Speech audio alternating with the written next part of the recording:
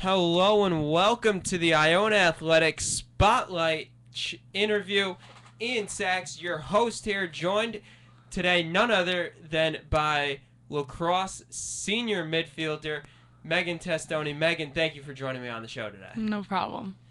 So, Meghan, you guys finished up your season yesterday with Monmouth. Just take me through what your emotions were being your last college lacrosse game.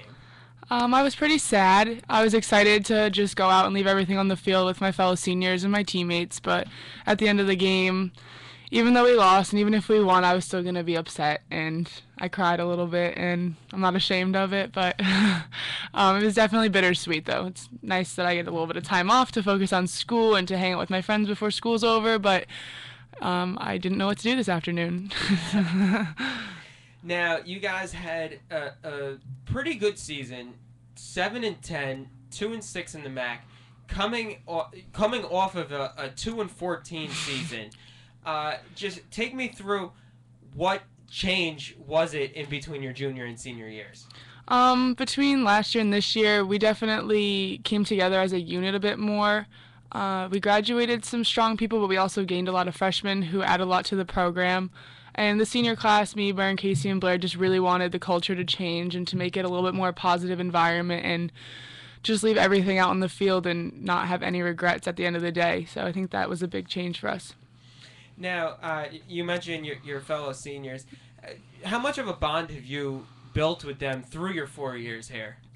A big bond. We used to have there was 10 of us at one point, and we're the final 4. So, and now we all live together.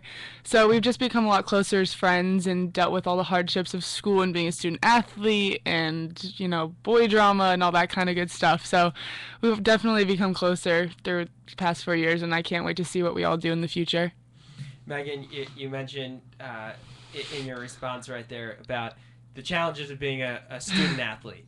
And you've done an exceptional job at that, being named to the MAC All-Academic team several times. How have you been able to balance it and do such a good job at it? It's a little bit like high school. I have school in the morning, I have to go to practice, and then when it comes to the afternoon and the evening, I have to get my homework done, and it's a lot of time management. Freshman year was a big wake-up call. I had to get things done a lot earlier than I would have in high school, but it's just a lot of time management and getting things done early and making sure you stay in touch with professors and keeping in touch with our coaching staff a lot to make sure that you're on top of all your work. So. And what would you say has been the biggest challenge? You mentioned the wake-up call freshman year. Would you say that it was time management, or what did you point to as a change that you had to make?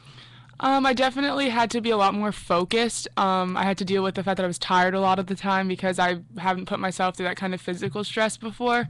But a lot of it was just homework and having so much time to do work because I didn't have class every single day for certain people. So it was a lot of just balancing when I had to get homework done and not wait till the due dates, and balancing me tired and sore and having games and practice. So it's just a lot of juggling.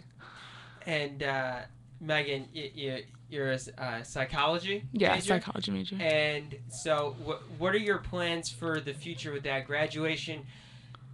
I don't know if it's scary or happily scary. or both. Is rapidly approaching. What's next? I'm definitely going to stay around here. I plan to go to grad school. I'm hoping here. I don't know whether it's going to be this upcoming fall or in the near future. I'm definitely staying around for that, though, and I coach a club lacrosse team, so I'm going to be around for that, definitely. So. Very nice. Mm-hmm. Do you see coaching as something you would want to do? Maybe as a side thing, not something I could do all the time. I love the kids and I love doing it, and I love being able to still be around for playing lacrosse, but don't really have the patience sometimes. Ian Sachs here on the Iona Athletics Spotlight interview, joined today by Meghan Testoni from the lacrosse team. Meghan, you mentioned you want to stay around in the New York area after graduation. A resident, originally from Connecticut, Clinton, Connecticut. What brought you to Iona? Definitely the team. We always have been a family, and they've probably been the best group of people I've ever met. And even my seniors, that when I was a freshman, they're still going to be lifelong friends. They made Iona fun for me and a comforting environment, especially freshman year when I was homesick. I also picked Iona because of the class sizes, and I grew up in a small town, and I like being able to walk around campus and say hi to somebody every few feet. I don't like the fact that big schools I wouldn't know anybody. That certainly is one of the big draws of Iona, that it is so small. And so you mentioned that you want to stay in the New York area, which New York being one of the biggest cities, it's funny that Iona is so close and yet it's so small. How do you see that Iona has prepared you for, say, a future career in being, working on the team and then your schoolwork also? I think Iona's just really prepared me because they've pushed me. I've had a lot of opportunities to do different things. Lacrosse has obviously paid for my education, so that's also been a huge help. But I just had to take senior seminar and been kind of forced to do an internship, which is good to just get that extra kind of work experience. So I'm glad that I've had to do those kinds of things, and they've prepared me for the real world, I guess.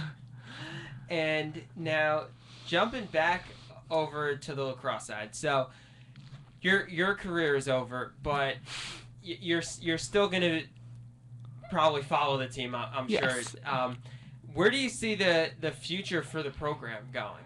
I think they're going to keep on going up from here. I don't think we're going to have any more huge roller coaster bumps. I know it was a mission of the seniors to leave the team better than when we were here freshman year. And I think that we've accomplished that. I think Max is definitely in reach. I don't think being whatever we were in the MAC is going to happen next year. I think we're just going to take bigger strides from there. I think the freshmen are determined. I think the incoming freshmen are determined. And I know that the junior class that we're leaving is very, very determined to make it to the MACs and to, show everybody what Iona can do. You guys narrowly missed out on the MAC tournament this year. Just being eliminated from playoff contention with just a few days left in the season. And one of the big contributors this year has been Aaron Pugh, who has, it seems like, was winning every single MAC Player of the Week award. And where do you see the future for her? I mean, she's so talented, and yet just 2 years into her career. Erin, she's doing big things. Puggy, I love her. She has a good attitude, and she's just one of those people who just wants to get her job done. And I just know I'm always confident when she has the ball that nothing bad's going to happen, and usually that the ball's going to go in the back of the net because she's got one of the craziest shots I've ever seen.